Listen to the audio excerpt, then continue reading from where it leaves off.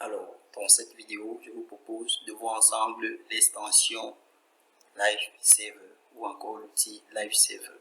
Donc, c'est une extension de VS Code qui permet d'enregistrer de manière automatique le code qu'on saisit dans VS Code sur le navigateur, de sorte à ce qu'on puisse voir le rendu sans que nous on a cliqué sur F5 ou bien cliqué sur l'icône en haut du navigateur pour pouvoir actualiser ou bien pour voir le rendu. Donc, avec ce logiciel, tout est simple. Donc, sans plus tarder, on va aller dans la catégorie extension. Donc, sur cette catégorie-là, dans cette catégorie, on va cliquer sur extension et après, on va faire la recherche sur notre extension, sur l'extension qui nous intéresse, c'est Lifesaver. Ok, on fait la recherche dessus. Automatiquement, ça va chercher. Ok, donc, rassurez-vous, voici l'extension que je recherche. Donc, je clique là dessus, c'est la version 5.7.9. Et regardez bien le nom du créateur, c'est Rick Wigde. Donc vous cliquez tout simplement sur installer par la suite. Donc on va cliquer sur install, on installe. Ok,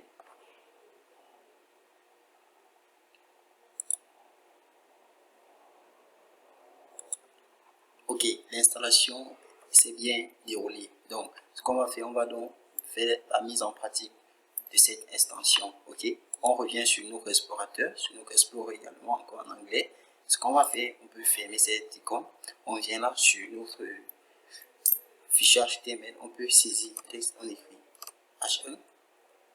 Bon, et on va dire ici notre titre sur Lifesaver. Ok, là on peut mettre nos critiques sur Lifesaver, on enregistre. Bon, ok. Après l'installation de Lifesaver, on constate qu'il y a tout juste ici en bas à droite, il y a une nouvelle icône qui a été créée de manière automatique. Et cette icône là, c'est l'icône de Lifesaver. Donc si on veut lancer le serveur en direct, donc comme son nom l'indique, donc ici on peut dire click to run Lifesaver. Donc si on clique là, automatiquement il va lancer notre projet. Et notre projet c'est bel et bien celui-ci. Donc on va lancer notre serveur Lifesaver à partir de cette icône. Ok, on lance. En train de faire un démarrage tardive. Donc on dit que le serveur a démarré sur le port 5500. Et voici ça qui est en train de charger. Ok.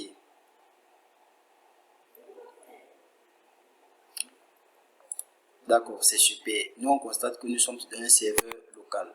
Et le serveur local écoute sur le port 5500. Là c'est déjà bon. Voici le nom de notre fichier ici qui s'appelle index.html. Donc, preuve, si je veux donc essayer d'utiliser Lifesaver avec vous, parce qu'on sait que cet outil, qu'est-ce qu'il lui fait? Cet outil lui-même, il va actualiser notre navigateur à notre place. Donc, ce qu'on va faire, c'est quoi? On va donc saisir, peut-être, on va dire ici là, on écrit quand même peut-être le lorem ipsum, on peut mettre là, lorem ipsum, peut-être de 50 mots. Ok, on lance là. Je fais Alt Z pour voir ce que je suis en train de faire et j'actualise automatiquement quand j'enregistre, quand j'enregistre sur mon éditeur de test. Et s'actualise automatiquement. Je peux même essayer d'effacer le mot aussi. Et quand je fais CTRL S unité de test, automatiquement Lifesaver lui-même, il enregistre sur notre navigateur. C'est-à-dire, il actualise notre navigateur pour nous renvoyer le rendu. Donc, imaginez si je veux peut-être modifier notre titre. Donc, je reviens sur le H1. Donc, je vais modifier notre titre en CSS. Je reviens sur le H1 peut-être. Je fais ici là. Je vais donner un background color. Je vais donner un background color. Peut-être de 0. Je dis qu'il prend une couleur de forme de 0. Et je lui donne la couleur, donc il doit avoir une couleur blanche, donc qui s'appelle color. Je lui donne la white, donc ok. Et après la couleur, je peux même lui donner un padding de 20 pixels.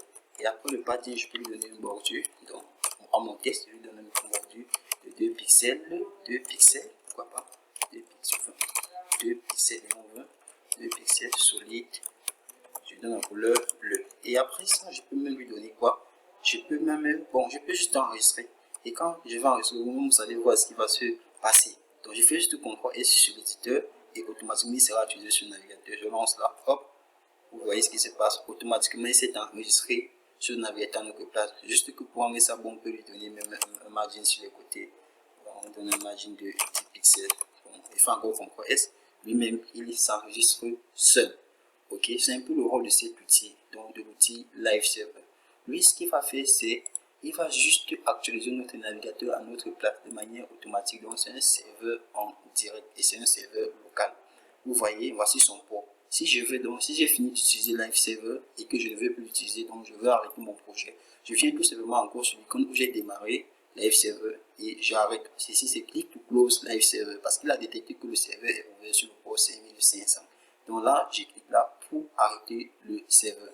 Ok, là le serveur est en train de s'arrêter et puis le serveur s'est arrêté. Automatiquement, quand j'ai arrêté le serveur, il a allé sur l'option Go Live par défaut.